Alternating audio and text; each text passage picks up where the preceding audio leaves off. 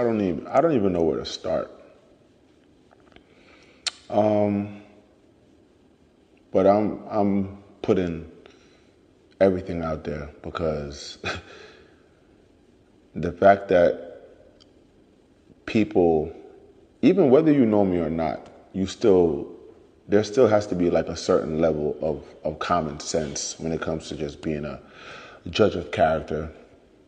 And this has nothing to do with TV at all, none of that. Like this is real life because kids are involved. And this deadbeat narrative, it's like it's just it's just so jarring to me. It it does give me a headache sometimes, but then I'm pretty good at just brushing things off. But people who know me and especially know my situation, they're like, "Yo, how long are you gonna stay quiet?" And I just, I be sparing people. And then at the same time, it's like, yo, it's nobody's business. But I feel like everybody just feels like they know my business. And if it's reported, it's news and that it's the truth and it's real. But I'm pretty sure that, there's some men out there who could relate to this. And when it comes to being a father in a co-parenting situation where somebody wants to have full control of every single thing and they can't have control, it's just not going to be a easy transition, especially when, the other person is just used to it being one way or very controlling or still wanting the whole family dynamic and it's not there anymore. But I love my kids. And it's gotten to the point that I I have to put myself first because I'm either going to end up in jail or worse because I'm dealing with someone whose anger management is just non-existent. When I first moved to Florida, I remember I got a 2-bedroom condo, and the first time I had my kids come over there after my divorce, and I started the whole visitation, and having my kids for the days I was having them.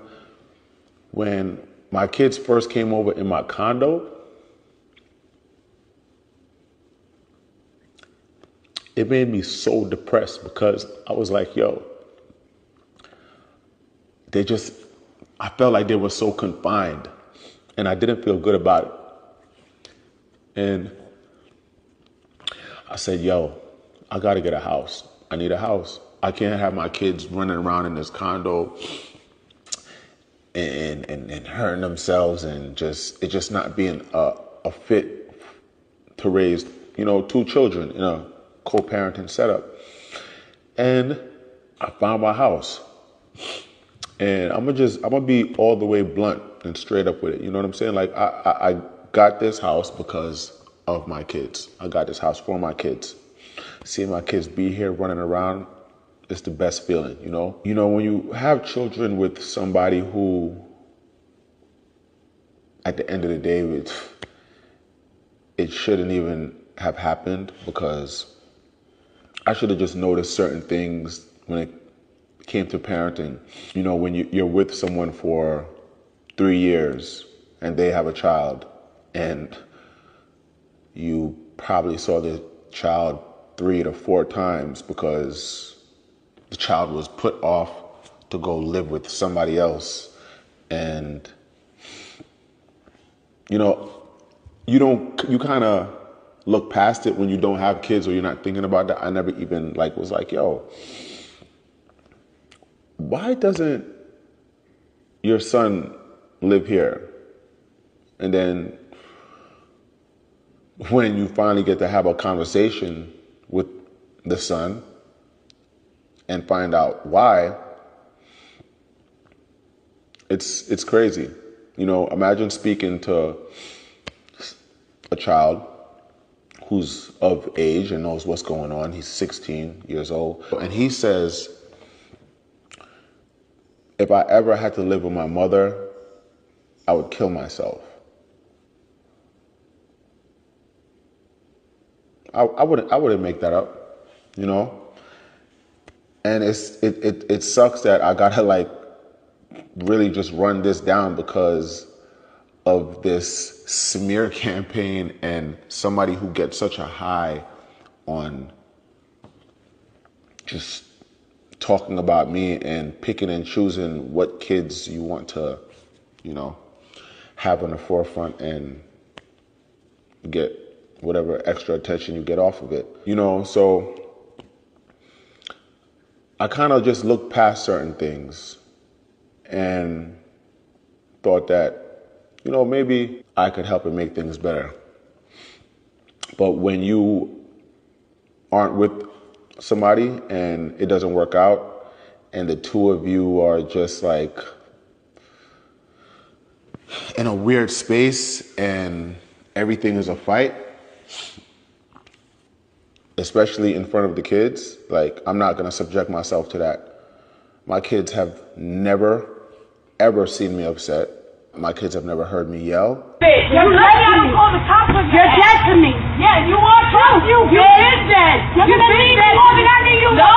I'm gonna leave me before I need you. Remember that.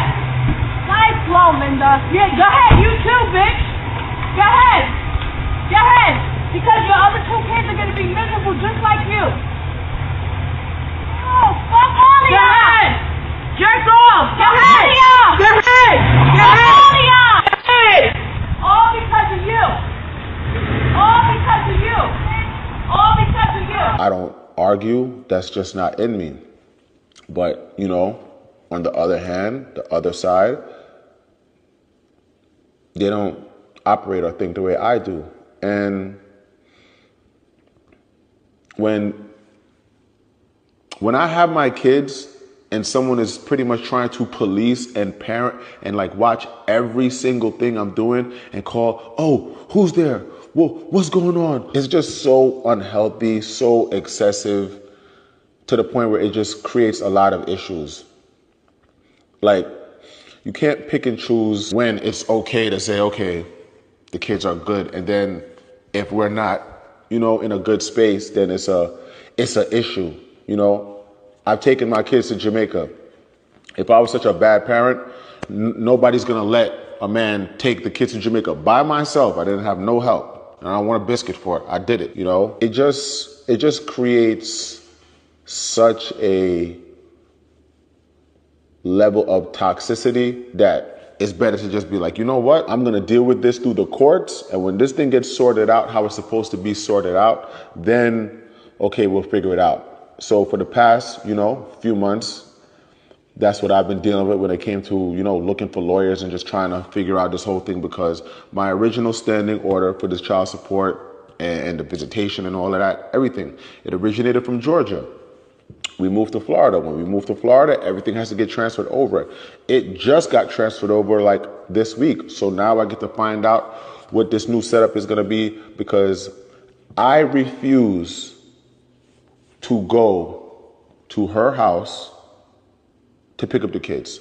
I refuse. I'm not. It's just too unstable, too unpredictable. And the only way I would do it is either a police precinct, or if the kids are somewhere else and I'm picking them up from there. But everything is just done off of spite and being malicious intent on the other end. Me, I don't move like that. I don't live like that. You know, when people look at me, I don't look like I'm carrying stress. I don't look like I'm losing weight. I don't look like I'm just harboring so much hate inside me that it physically begins to show. And I'm a father. I'm a grown-ass man when I have my kids in there with me, they're under my care. They don't have nothing to worry about. So I'm not going to have anybody acting like they need to know every single thing going on. When I was filming Love and Hip Hop, Miami, and I had my kids here calling, oh, where the kids at? What they do? Oh, you better not be filming with the kids. Oh. First of all, I've never filmed with the kids ever by myself on Love and Hip Hop. They're not a part of my storyline.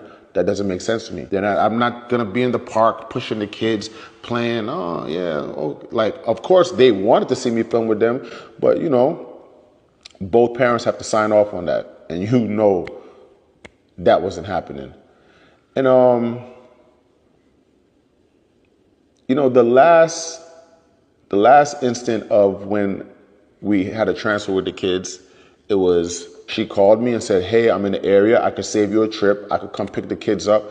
And I'm tired and I don't want to do the drive. And it was like really like early in the morning or whatever. So I'm like, all right, cool. I let her in, lay down in the kids' room. One of the kids was in there. Next to the kids was laying with me in my room. And when she gets up, she's like, she wants to have a conversation with me. I'm like, okay, let's talk. As soon as she starts talking, is yelling, screaming, all of that. I said, yo, look, I'm not doing that. And if you can't talk to me normally in front of the kids, where the kids don't realize that we're having a discussion about something that we're not agreeing on, then I'm not having it. Oh, I don't give a F, blah, blah, blah, blah, blah. All this yelling, whatever. So I'm like, okay, forget it. Just, you know, you here, pick them up, you can leave. And in my face, all of that, blah, blah, blah, and all that. So I'm like, all right, you don't want to leave. I call the cops. I'm on the phone with the cops. I'm telling them, hey, you know, before this escalates, I would like police presence here because I want her to leave. Filming me calling the cops. Okay, I'm calling the cops. You're filming me. You're the one with the anger management problem just going off. So break stuff up in the house, has the kids running over glass, breaking stuff up outside.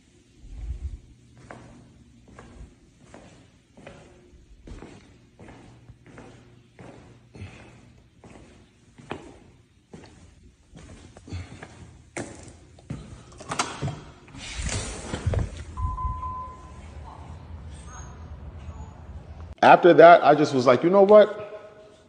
If I can't pick up my kids in a place that is like a drop-off point or a police precinct, I'm not picking them up because I'm not going to her house ever again in life. My daughter, she has an iPad. I'm blocked on the iPad. My daughter's 4 years old. She doesn't know how to block people. She doesn't even know how to text. Childish, just like BS like that. So I'm like, okay. The next time I got my kids after that, oh, no, before that, when I went and I was going to get a restraining order because, you know, she's doing stuff like showing up in my crib, 5 o'clock in the morning, pulling out